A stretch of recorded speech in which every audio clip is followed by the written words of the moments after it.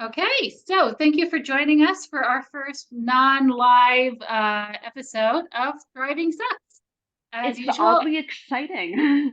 yeah, yeah, it's fun. It's a different sort of adrenaline rush from the It it has to is. be 6:30, must get the camera on by 6:30. Right. Yes. Sit down, rush, make sure everything is ready. This is interesting. This is a different kind of feedback, like the numbers in this I'm trying to move my hand right here in this corner. There used to be when we did it on Instagram, that was where we would see that people were actually watching. So it kind of created a feedback. So now I just have to believe. Like I have to hold belief that people Believe are that they're watching. It's a out new and there. different thing. Yes. If you're watching that, what did they have to do in Peter Pan? You have to clap or snap your fingers. What is it you have to do to keep the fairy Three alive? times and say, I believe in fairies. So yeah, basically same idea here. Okay. Yeah. Well, all right. After that intro, just in case this is the first episode you're catching, hi, I'm Havva, and it's always like this. I am a practitioner of Chinese medicine and an expert in classical Chinese astrology. And with me is Malkie Ramon, and I am a life coach specializing in women who want to get their lives to the next best level. I amazing. don't know, the And energy is different. I'm normally it is, we're going to have to get used to enthusiastic. it. It's so different. Yeah. We'll get there. We'll get there. It's just If you stick with us through the first 10 minutes or so, we do actually get to helpful content. So this is true. just to finish the intro, welcome to Thriving Sucks, but it sucks less than the alternative. This is true. This is true. It's like, yeah, not thriving sucks harder. Yeah, there you go. Okay, so what Yeah. are we here to talk about today? We had a topic and everything. Ooh, today's topic was a good one, but we're not doing small talk. We're just skipping the small talk today because normally I we do a little mean, bit of I feel catching like up. we had some small talk, but all right. Catching up. Did everyone in your city wake up exhausted around 5 a.m. this morning? No, I have no idea what you're talking about. Cool, cool. And there has been a sudden rash of people breaking limbs. What? It's a southern thing. I have a patient who canceled because he broke a leg. A patient who came whose mom broke her arm. Oh, A wow. friend of mine's son broke his arm. And I get the feeling there was a fourth one, which really kind of pushed it over the edge into this is starting to get weird. That is I'm odd. Okay, pretty yeah, no. sure my friend, the personal injury lawyer, isn't hiding behind trees like shoving people, but what else it is? Anyway, I know a Yes. great personal injuries lawyer if God forbid you ever need. Okay, well that's good to know, but so far so good. Thank God. Good, good. So what weirdness is Okay, going on in the center? that's yeah, that's the profession that really it's like good to know, but better you never need them. Yep. Yeah. Yeah, in the center, I don't, yeah, I've just got my petty life stuff going on and where I am, yeah, where I'm being like pulled in 1,000 different directions because that's just how life is and it's good. Keep telling myself that. No, actually, it is good. It is good. Yeah. I even managed to catch a nap today, which was That's much amazing. needed. Okay. That's amazing. I look forward to joining Yeah. you after we finish this. So in order to finish, let's get a move on. We could start. Yeah. Yeah. Okay. So today's topic. Today's topic. Does anyone remember what it is? Today's topic Yes. is Yes. It was a yes. good one. It's a really, really good one. It's about fight or flight in the family. Basically, when the people that you love most push you to the point where you're simply not able to think anymore. As never happens to anyone that we know, and No, certainly to no. neither of us. Oh, no, never, never, Okay, never. clarify. Just to I clarify. have teenagers. So I literally had a woman text me yesterday, like someone I know from like the neighborhood, and she's like, I saw one of your ads on Facebook about acupuncture, and I have a question, and it's a totally serious question. So please, I know it sounds weird, but answer me like seriously. Is there acupuncture to help you not yell at your kids? And I was like, of course, huge branches of it. Some of them for the kids, like some of them we put the needles in Yeah. the kids, and some of them we put the needles in you. But yeah, Mhm. family. I would be interested to know. more about families around the world to understand if it's really all families or if it's more of a Western family, nuclear family unit thing. But yes, families push our buttons like no one else does. That's an interesting question, but I'm gonna go with universal on this one. That's my guess too. You know, having lived in several different cultures, although to be fair, I did spend some time in East Asia, and there yelling at your children, the culture that I was in, yelling at your children was shameful. Mm-hmm. But can you It yell at your meant that you, grandchildren? what can you yell at your grandchildren? Ooh, I don't know. Because I'll tell you I what, don't know. when we study Chinese medicine, you discuss the relationship. You discuss like the relationships between organs, as like this Mhm. organ is like this organ's mom, and that organ is like this organ's grandparent.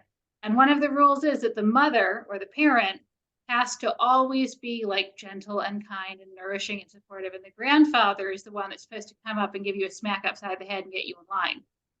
Uh-huh. Okay. And I Interesting.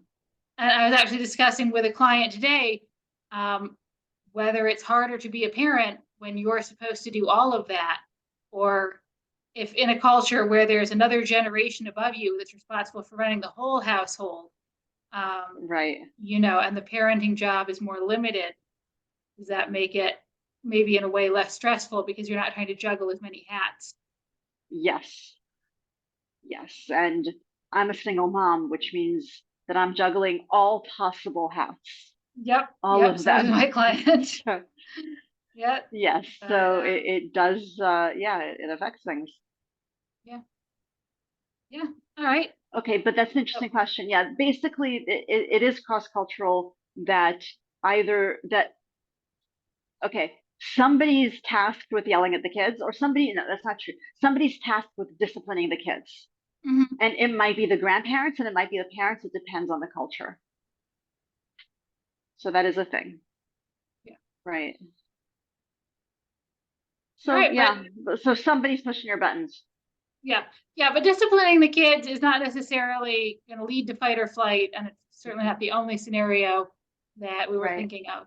I think you Right. had It something. comes up in marital relationships all the time where one person does something that triggers the other person and they're gone. Right? They're in fight or flight. They don't, the trouble with fight or flight is that as a human, you have no idea that you've gotten there. You have no idea that that's where you are. You simply don't know.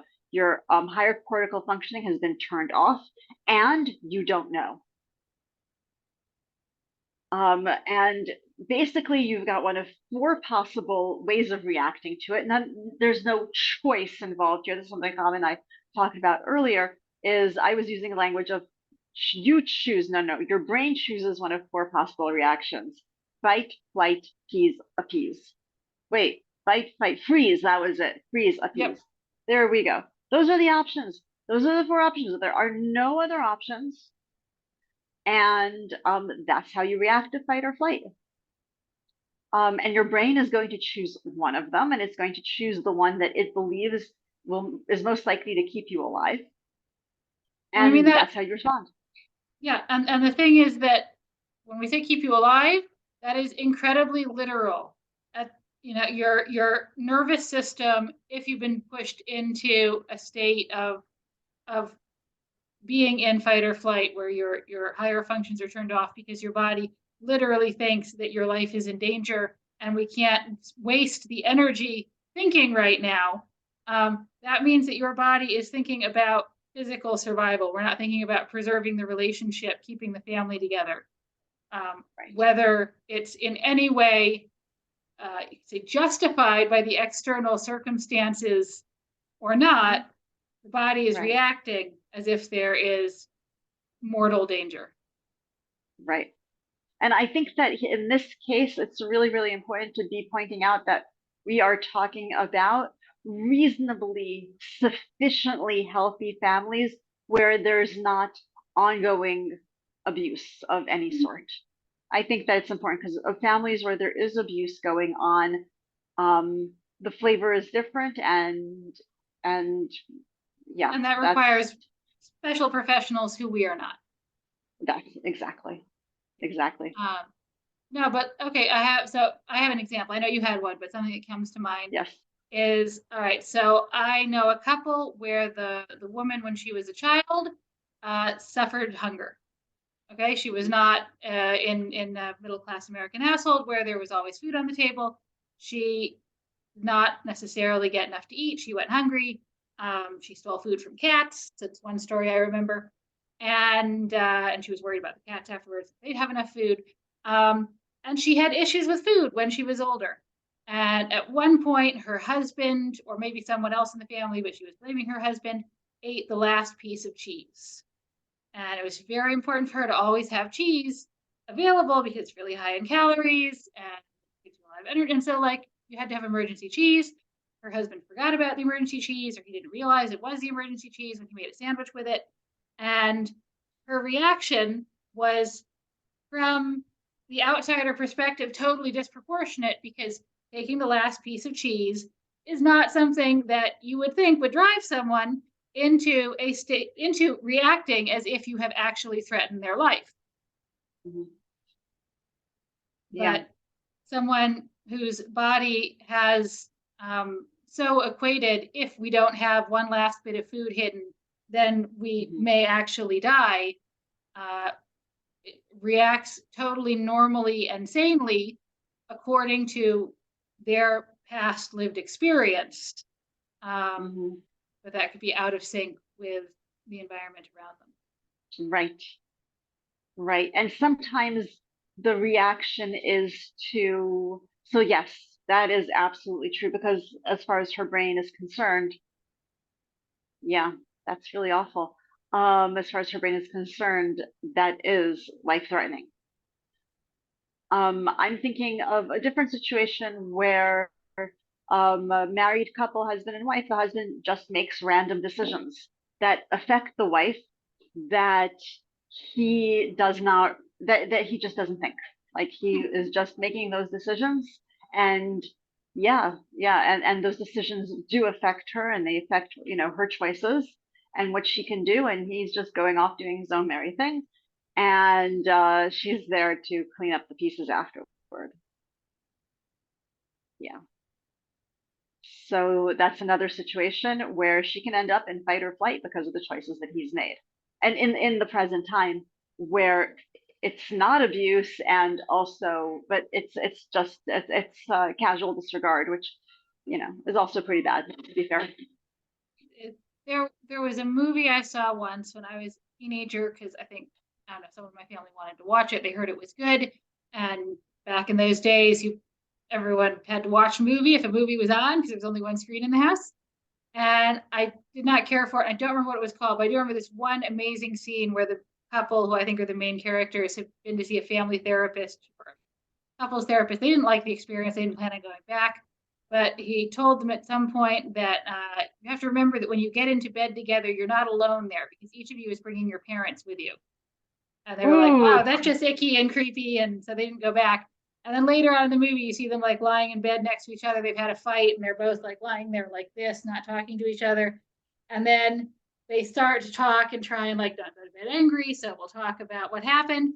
And he says something, and then her mom, like they pause, bring out another actress. Her mom pops into existence at the foot of the bed. Is like, are you gonna let him talk to you like that?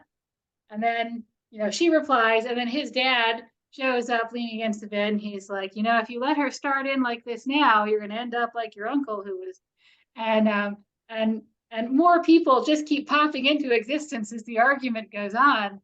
But I thought it was a beautifully telling scene when we reach the point where the people who are actually there in real life, existing in bed, aren't talking. It's her mom arguing with his dad. right. And the Something that I tell my clients a lot when they come to me with an argument that they've had with a coworker, with their friend, with their spouse, with their child, um, is like I'll listen to the story and I'll realize that these two people were not talking to each other at all, at all. Her embarrassment was speaking to his frustration. Her frustration was speaking to his fear, and his fear was answering her frustration. And it wasn't them talking to each other. It looked like it was them. It looked like it was a conversation between them. It wasn't. It was a conversation between her sense of abandonment and his sense of abandonment. How wonderful. And Yep. those conversations, they seem very reasonable while you're in them. You feel when you're in that conversation of especially the one where your sense of abandonment and their sense of abandonment are having a chat, you feel like you're actually getting to the core of the issues. And you're not. You're nowhere near the core of the issues because you're not actually in the conversation. Oh, wow. Yeah. Yeah. All right. So I could go down a segue there, but I did want to bring us back to, you said that one of the issues with being driven into fight or flight is we don't know that it's happening when it's happening because we don't have the Right. brain function. So what do we do with this information? Okay, so something I've discovered is that is that even though a person is in fight or flight, there are ways to kick your cortical functioning back in gear. Um, Specifically, before you react, take a deep breath. Before you do anything, take a deep breath. And that's something that can interrupt the cycle. And, because if this is, we're going back to, oh gosh, between stimulus and response Mhm. lies the moment to choose. Viktor Frankl, right? We're back to Viktor Frankl, and Viktor Frankl says we have agency even when we're in fight or flight. And I think that's really, really key. Yeah, no, we do on some level. I mean, listen, it depends on the level of threat, right? Okay, If the No, go ahead. no, because You've I got don't think I'm going experience to say. here. I don't think I'm going to say what you were thinking I was going to say. I hope Okay. that sentence made sense. Okay, so one thing I've learned about where we have control and where we have the ability to make choice, and this is something they've done, like tried to test in labs, and it seems to make sense, is the earlier we intervene, the more choice we have. Yes. And the best time to intervene is before you're triggered. Okay. Yes. Okay, and so the best, if you're in the moment of being triggered, remembering to take a deep breath might not come naturally. If you can Right. now, like tonight, start practicing taking a deep breath before you reply to anyone who says anything, you're going to be in a much better state to have a chance of remembering to do it in the moment. And actually, when I did that full contact self defense training, the first step after being attacked, so like a guy with a giant suit of padded armor has just pretended to leap out from behind a tree and caught you by the throat. And the first step is to pause and take a deep breath. And the women are like, in real time, like I'm not actually going to stop and center myself and take a deep breath. And the trainer's like, you are if you start practicing now. You're very perky. Exactly. It's like, which is why you have to practice it now, because if you're not breathing, it will not make the situation better. And so, Right. yeah, so we would like be grabbed from behind, stop and take a deep breath. And then after 5 weeks of doing that in the actual fight, the stopping to take a deep breath doesn't take any time at all, but you still do have exactly what you're talking about, that pause and interrupt the feedback cycle of the stress. Yes. Yes. And yes. So yes, get into the habit before so you can cause the interrupt. Very, yes, accurate. And then there's one other that I know of, which is it's particular. This one's better for behaviors when you're working with small children or with reasonably predictable adults who have their own reasonably predictable triggers. If you know that you're in a situation where leaving grandma's house your kid starts screaming or wants to fight with you, and then you end up fighting with your kid, and there's this power struggle, and it's this whole big mess, which I'm pretty sure is a fairly common occurrence. Leaving, because kids, hold on 1 second, okay, sorry if I explained what was happening to this. My dog moved over there. The dog wire, everything is about to topple. Okay, everything is fine. Um, Right. So you're leaving a situation which is a transitional point. Kids have a lot of difficulty with transitional points.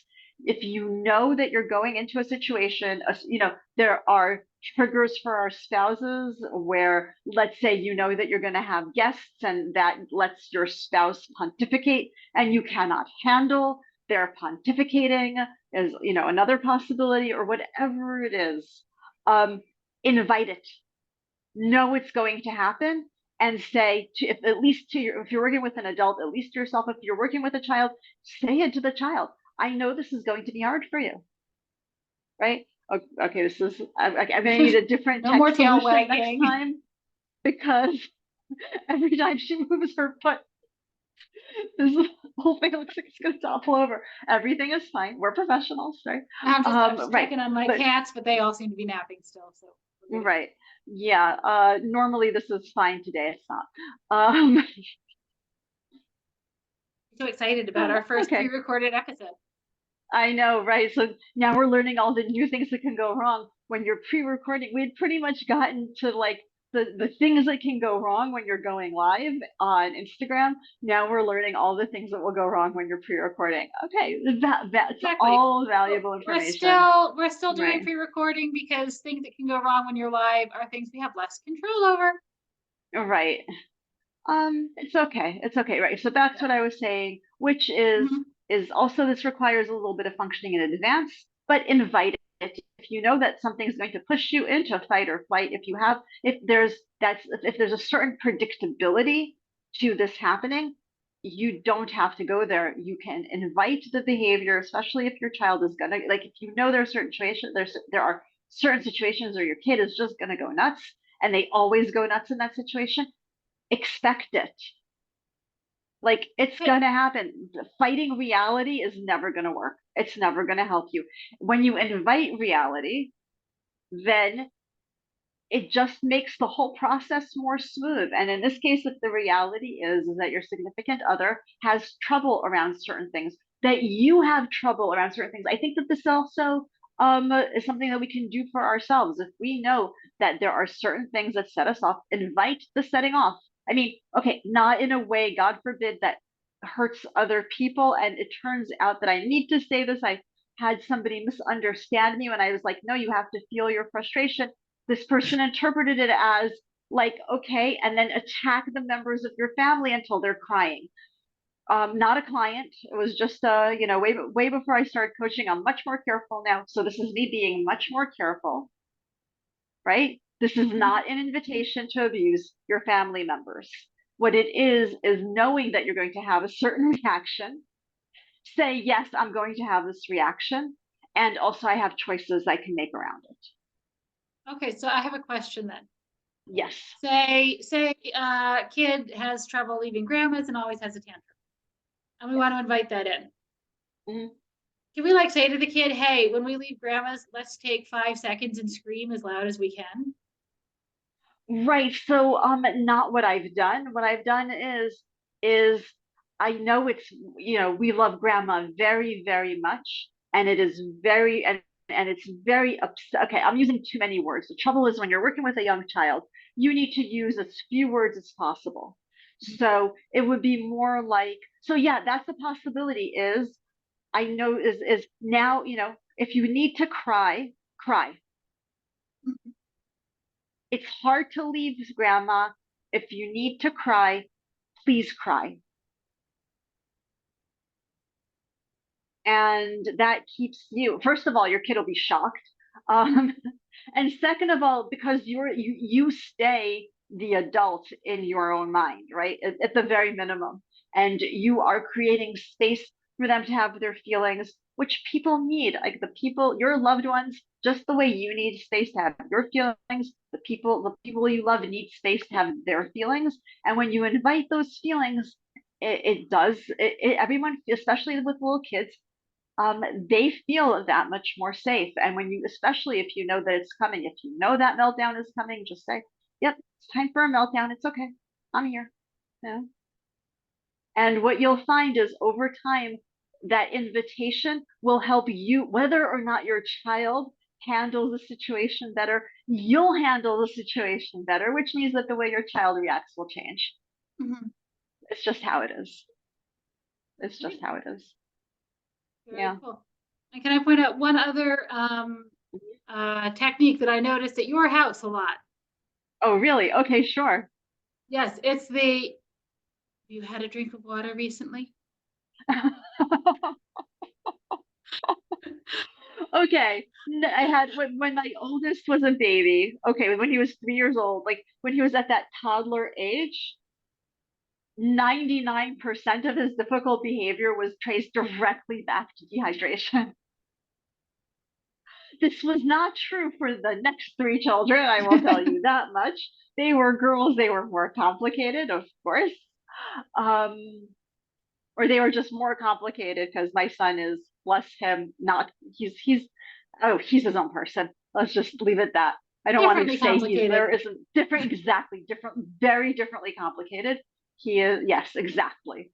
With the girls, that it helps to some extent, but with him, it was just how to, all possible almost like, yeah, 98% of his tantrums were that he was dehydrated. And we live in a hot country where you need to drink or you're going to, or it will go badly for you. It will go badly for you. And you know what the worst part is with dehydration? The worst part is with dehydration is that you don't want to drink when you're dehydrated. It's like the last thing you want to do. I've never been so dehydrated I don't want to drink, but I always want to drink. Oh, oh, okay. It Uh, happens to my kids where the one, it's like, okay, you got to I drink mean, I've water. seen And it they're from like, the ah. outside. I've seen it from the outside, but that is something that reminded me. So when I was doing training for working with people with PTSD, one of the things we're taught is how to protect yourself emotionally when working with PTSD, so that you Right. don't end up with secondary trauma, which is a fun thing. And so Mhm. there were all sorts of things that we were taught to do, and they were like, but it all starts with the basic four, which is, the acronym is in Chinese, but whatever. But it's sleep, hydration, eating. No, it's sleep, hydration, exercise, nutrition. Yeah. Yeah, Yeah. like if you want to avoid getting pushed to the edge, taking care of those things is really important. Um, because, and this is something fascinating I learned actually from a neuroscientist. There's a book. It's called something like The Neuroscientist Who Lost Her Mind, and it Right. Yes. is, yes, it's literally a woman who was a scientist, who was a neuroscientist, who was a brain scientist who had brain cancer and lost large chunks of her brain's function, and then survived and was able to like put her brain back together and write a book about it. But she Mhm. described, and as soon as I read it, I could see it in everyone else, and feel it in myself sometimes, that when your body is low in calories or sleep deprived, like you don't have enough energy to function. When people try and make you think, your brain goes in, you go into fight or flight, your body reacts like they're trying to kill you because they're trying to force you to use energy that you don't have available, and it might make the difference between like surviving long enough to hunt another animal and get more food. Way back in our brain's Yes. playbook for how the world Yes. works. And so yeah, so when you're exhausted, when you're dehydrated, when you're hungry, um, people making demands on your cognition, or the world making demands on your cognition, is experienced as a threat. Right. And And this is and also why driving sleep deprived is basically the same as driving drunk. Your functioning is impaired. yes, and you can kill people, so please don't do that. Mhm. But that's why it's something that I've seen a lot, usually between men and women, but not always. Definitely seen it between women and women. Is the, I am so hungry. Would you please just bring me anything? Okay, what do you want? I'm gonna kill you because I have no energy, and you just tried to make me make a decision, and decisions cost energy. And the other person is just like, all I asked was eat. Um, that's so Yeah. there's a Okay. Been totally there. totally normal, like no abuse or complicated backstory necessary to understand that instant of getting pushed into fight or flight is like, this person is trying to steal my calories, Mhm. which will Yeah. kill me. Yes. Yes. I'm thinking about the holiday of Yom Kippur, where we fast no food, no drink for 25 hours. And interestingly, one of the goals of the holiday is to know that this is something that's going to happen to you and to not go there. There are definite differences in how your body experiences a planned fast versus getting too hungry when you were planning on having a meal. Absolutely. So it's not But exactly that still, situation, but yeah. but still your functioning definitely declines. Yes. There's just no way around it. Mm-hmm. And one of the challenges of the holiday is to not bite people's heads off for, asking you, like, hey, what page are we on? Mm-hmm. Right. Yeah. Yeah. So there's another example of a practice of like preparing in advance and practicing. Yes, exactly. Exactly. Where you know that there are certain situations you're going to get into, and in advance you can plan your way through them. And here's the thing, like if let's say you do, and let's say you end up triggered anyway, and you end up in fight or flight anyway, it's okay. The beauty of life is that you're always going to get another chance to practice. Just how it is. And this is absolutely true, especially with parenting. You're always gonna, you're gonna get another chance. If the interaction didn't go well today, oh, you're gonna have one just like it in a few minutes. There you go. Yeah. And you have a chance to succeed the next time. All right. Well, I think it's having successfully hit an optimistic note and gone a little over our planned time limit. We should Okay. probably end it here. Yes. Thank you so much for joining us, for watching all the way through, or fast Yes. forwarding, which you should be able to do now.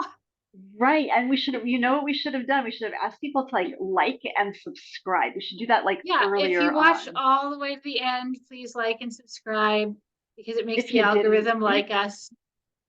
apparently. Yes, I like us. Although Yeah. the energy is very, very different here. It's gonna take a minute to get used to. Well, I Also mean, the different technology that we're working with, it's just all different. It's yeah. okay. Yep. Don't worry. Okay. I've got a little audience here staring at me. Are Oh, we getting that's a connected soon? really, So really good idea. you could try and Honestly, get my some. daughter's sitting over there because she's got a stomach ache, Oh and no. it's making me more self-conscious. Well, actually, normally I'm not self-conscious, but knowing that she's there, she's 13. So if you know anything about You 13-year-old care girls, I way don't more have to finish about that her sentence. judgment than Uh, random strangers on the internet. yes, exactly. So that's my audience. Normally it's just strangers on the internet and my dog is very accepting. Yes, One of my cats she's is just pretty accepting. The other one's a bit you here. here. All right. Well, this is starting to get silly. Thank you so much for joining us. Okay. Like, subscribe, check back next week. Yes. And in the meantime, take care of yourselves. And thank you Stay for joining hydrated us. this summer. Yes, stay hydrated. And thank you for joining us. Thriving sucks. But not thriving sucks harder.